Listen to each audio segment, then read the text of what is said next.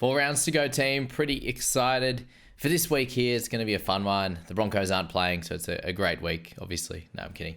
SJ is back on board, which is good news. We do have Jack Bird returning, which will be fun too for the boys there. So, round 24, let's get into it. And it starts with a very interesting team list. The Panthers, and this game against the Storm is going to be a cracker on Thursday night there. Can't wait for that one for sure. But the interesting part of this is obviously Maverick Gaia on the left edge, and then Liam Henry on the right, with Liam Martin getting suspended there. So if this was going to be a longer term thing for Liam Henry, it'd be good fun, because I think Liam Henry is an absolutely banging buy for a 1 week play at minimum there. So if Henry can get bigger minutes longer term, then that would be cool. Like, you're looking at the interchange there, and it's really only Matt Eisenhuth that's going to be getting some decent minutes, and he's going to cover obviously our middles there, Moses Leota and Lindsay Smith, and they're going to use their other boys there. Jack Cole, unsure how he's going to be used at the moment, whether he comes on as just he's there for a bit of support and a bit of a backup there. You got Trent Tolau there in that one, playing a little bit of 9 when he does come on as well, and he's done a decent job at it as well, which has been cool. So guys like Liam Henry, guys like Maverick Gaia. Maverick's a lot cheaper, obviously, as that great cash down that could probably score fairly well for you. And then Liam Henry is a guy that you could bank on him scoring a 45 to sort of, well, he's gone up into the 70s there in that edge role when he's had big minutes. So he'll be a big talking point for us in the buy, hold, sell as well. So I can't wait for that one there. In terms of the rest of the squad, you have Dane Laurie in the 1 jersey still, but you do have James Fisher-Harris in the 19 jersey, and obviously Dylan Edwards, who would potentially be replacing Dane Laurie. And imagine Laurie probably goes to that 17 role instead of Jack Cole there in this game. So pretty fun little team list for them. Cleary obviously going to be most of our captains. Some people are thinking, oh, do I not captain Cleary this week against the Storm? I think it's going to be a cracking clash, and I think that he's going to be able to manipulate where Storm have been struggling defensively, and I wouldn't be stressing about him as your captain. He went 112 a couple of weeks ago and then into 76. He got a 57 last week, and a few people are a little bit worried about it. So, yeah, I'm not sure why that's a thing, and it shouldn't be. Just checking up while we're here how many weeks we lose Liam Martin for. I think it's just the 1 week there, which we'll check out in a sec as I go. Martin, where is he there? We'll find that out in a sec. All right, it's Liam Martin while we're here. Grade 2, guilty, early plea, 1 match. Okay, yeah, so that's probably the only problem with Liam Henry there, is the fact that Martin's only going to be out for 1 week. But I think also Henry's probably going to go back to the bench because they're lacking some middles there. And then Maverick can start, and potentially Henry can play some time on that edge throughout games. So it'll be an interesting one. I do think Henry probably plays some decent minutes over the last 4 games, but he probably goes big this week, but then how many minutes and how big does he go over the next 3 weeks? So Guy is the cheap guy as a cash down that you could use to potentially upgrade if you have a few trades on the back end.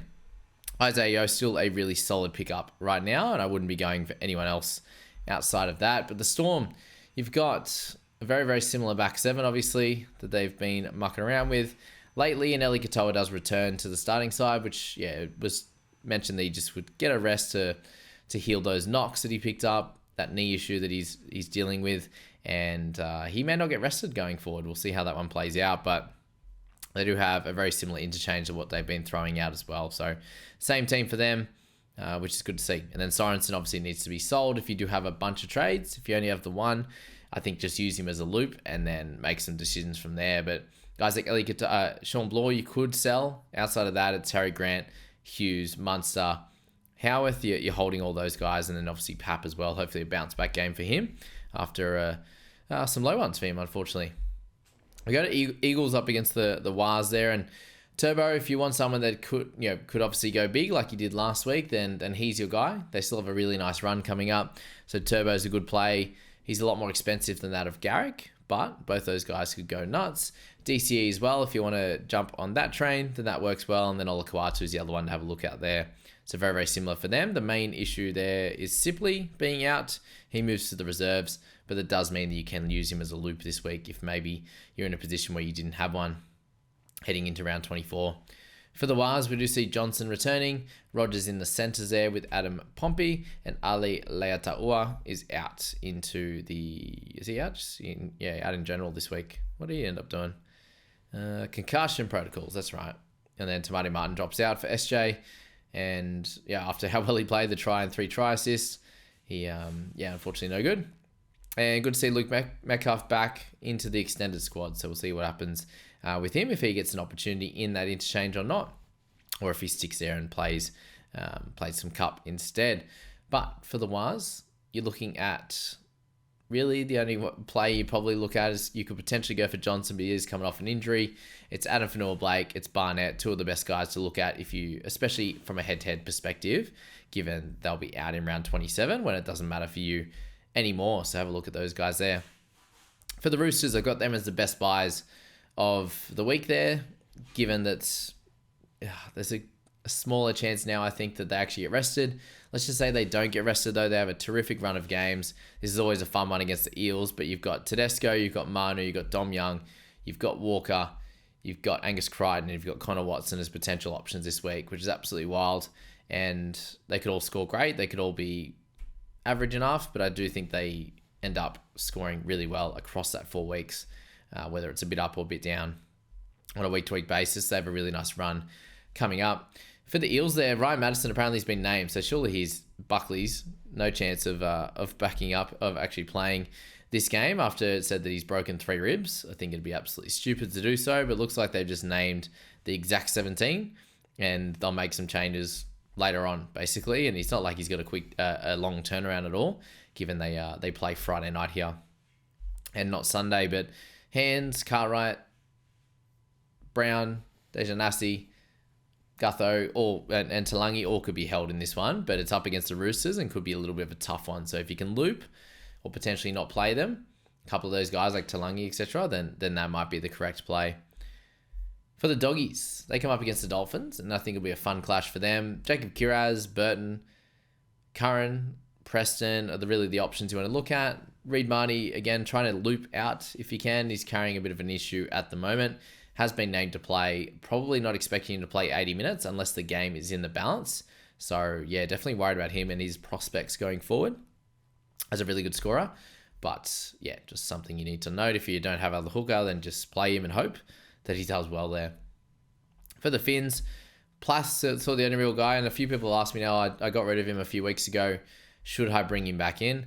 Look, there's every chance he goes back to scoring about a 40, but he has lifted his game, and he looks so much more comfortable in that 9 jersey, which is good to see, right? We still don't have Jeremy Marshall-King on the way back. So I do understand if you want someone under 700k, he is one of the best guys on that list to potentially go for, and especially being able to cover the halves and the mids there for Plathy. So you could definitely go back to the well. It's frustrating to do so, but I think that it could work out for you well. I probably wouldn't be buying Hammer or Jermaine Osako right now. Herbie Farnworth obviously has that big game in him, but does he go back to lower scores now is the big question there. But you know that he has it, and he could definitely pull it out this week, but I think I would find it very, very difficult for him to go up against Stephen Crichton and come out a 90 or a 70 or 80 point victor in that one. Todd Payton has wielded the axe, and we lose Chad Townsend, and we see Jake Clifford come into this 7 role. So good luck catching those bombs. KO Weeks, that's for sure. He is one of the best bombs in the game, the spirals, that's for sure. So that's the big news out of that one. Drinky stays a fullback. Holmes stays at centre.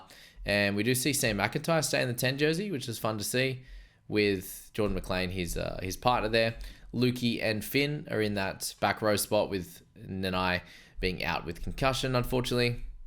So, you just see Chad in the reserves there. Tom Chester is the 18th man. So I think we'll be seeing Chester eventually. But Jackson Purdue obviously showing his class at the moment, that he's able to get in that spot ahead of him, which is good. So, really the only guys you just want to be holding, it's Drinkwater, it's Cotter. You could sell Drinky if you think that he's not going to go nuts over the next 3 games that he plays with that bye coming up. Cotter's obviously a very clear hold, playing those big minutes there. And similar with Robson, but a very low game from him last week. And then Lukey you can hold on to if you've gotten this far. For the Raiders, a little bit frustrating here that Ethan Strange has been moved to centre with Jordy Arapana going down. Seb Chris goes to the wing there.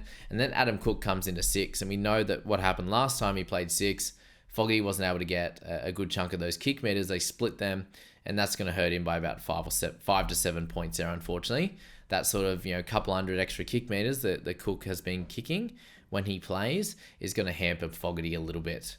And he does have a good spiral on him as well when he got that going a couple of games ago at the back end. So a little bit frustrating for Fogarty owners. Doesn't mean you sell him, but you just hope that he can get involved in some attacking stats in this one against the Cows, who are coming off a bit of a tough one.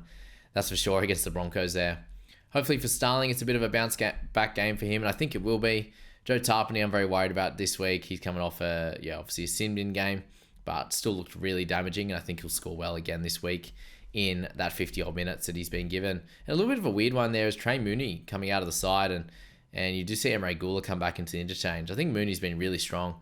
So that's a strange one there to have Mariota, Sasangi, Gula, and then you have Levi coming back. So they're probably a little bit light on in the interchange with how that one's set up. But still, Corey Horsburgh not getting a gig after being an Origin player last year is absolutely wild. And then Hudson Young had a bit of a low one last week. Tigers up against the Bunnies. I'm excited for this one now that Jai Gray has been named. It came out that he was training properly today, fully. So he's good to go. Thank goodness, I hope. And then Whiten in there.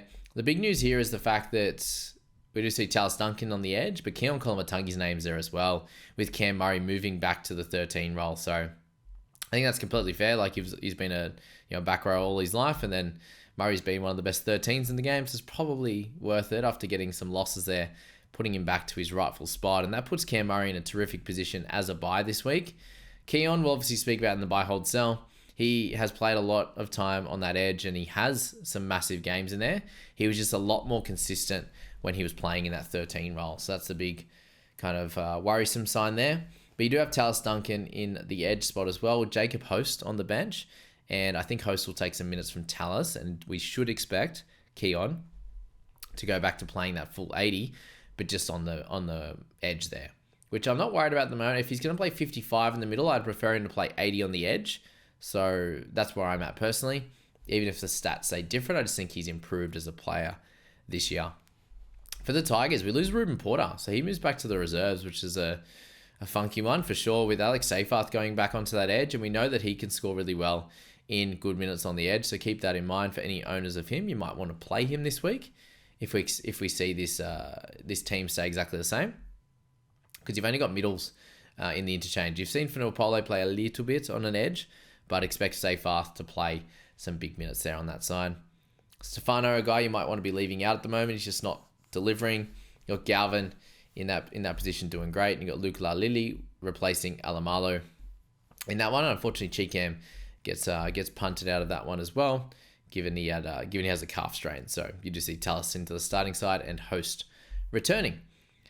Dragons and the Titans are up next. So the Dragons side of things, it's really only the Lomax show and potentially the Little show is where you want to be spending your bickies there. And then Jack Bird returns in 17. So not a big one there with Raymond Faitala Mariner moving to the 18 jersey. So it just gives them a little bit more flexibility with a bit of outside back coverage. You do see on the Titan side that AJ Brimson moves to 14 with Brian Kelly returning. So pretty wild turn of events. So you've got Brimson, close to your best player out there in the 14, but you can't take the spot away from Keeney, and Kelly's a great left center as well. So yeah, interesting how that one's going to play out. I imagine they play a lot better, the Titans, and can score much better. So guys like Campbell, Sammy, Kelly, and Jojo Fafita all should have better games, along with Keanu Keeney there as well. Sam Verrill's doing some good things at 9 if you needed a cheaper option, and then you've still got Dave Fafita in there. Hopefully can get a big one this week, but most people own him. And then Chris Randall should be able to do his job in at 13 when you've got Palacia, Pahulu, and Liu, all not massive minute guys off the bench right now, and both are more in at 18, so just keep an eye out on him. We might see him move into that starting side or onto the bench, and if you are holding, you're very much hoping that he does. We do get some information that he comes back into that starting jersey, and the big thing here is that Mo Fotuaika is out with a 1-game ban, so Aaron Clark comes back into that side in the starting side, and will do a job for him.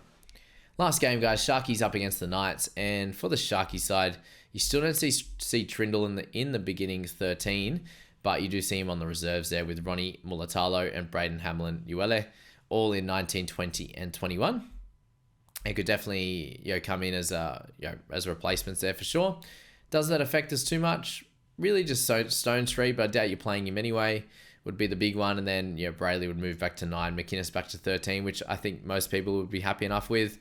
But you do have obviously Jack Williams there in the 13 that is doing a great job, and would be fun if we can see him for a few weeks as a good scorer, but it's not to be at this stage. You've still got Britton Nickera as a great option this week. He's going to have up and down games, but last week was an up and could definitely happen again, but he could also go back to those 30s as well. So a bit of a risk you have to take there.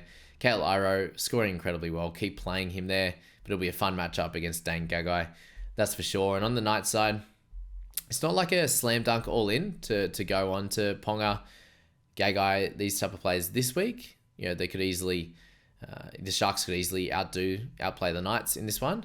But we have to wait and see. If the Knights can come out and play well and the Sharks are a little bit down on their form from last week, it could be a close tussle and all of these outside backs go well. The big worry for that of Greg Marzu's side on the left-hand side for now is obviously Lucas is returning, and that's good. A little bit more of a threat than what Mapapalangi is, you'd imagine, just because Dylan's been there all year and is obviously a regular first grader compared to that of Mapapalangi, a little bit in and out. So I think they'll go left a little bit more in that sense, but with the emergence of Sharp and his ability to do good things down that right-hand touchline, they might be going right a little bit more. But I do think they're going to just base it off which side they think defensively is going to be the better one to target, and they noticed that on the Tigers game that they could target the left edge defense of the Tigers and get that, get over the line there. So hopefully it's the other side this week, but I probably won't play Marzu, you watch. For the forwards, Frizzell and Kaipis Paul are in that spot still. Obviously with Lucas in the centres, no worries about that one. And you still see Jaden Brayley get the 9 jersey. Just didn't score that too well last week, which sucked as well. So hopefully some of these Knights boys can do well. And if I don't get Ponga, I hope he doesn't score incredibly well. But there you go, guys. It's a team list analysis. We'll get involved with the buy, hold, risk, it, sell tomorrow. And I wish you all the best of luck sorting out your teams tonight and have a little muck around. And if you're sitting at sort of 4+ trades now, definitely make 1 or 2. If you're sitting at 3, you could potentially make 1 or just hold. If you're sitting at 2 or 1, I think it's just a clear hold week unless you've got some pressing issues at the moment. But I can't believe Madison has still been named. I do think he's very unlikely to play, but just crazy that he was named. Maybe they just named the initial 13, 17 of last week and they'll make it up from there. Because all the reports say that he's broken 3 ribs, which is pretty crazy. So there you go, guys. We'll catch you in those videos tomorrow. Have a good night.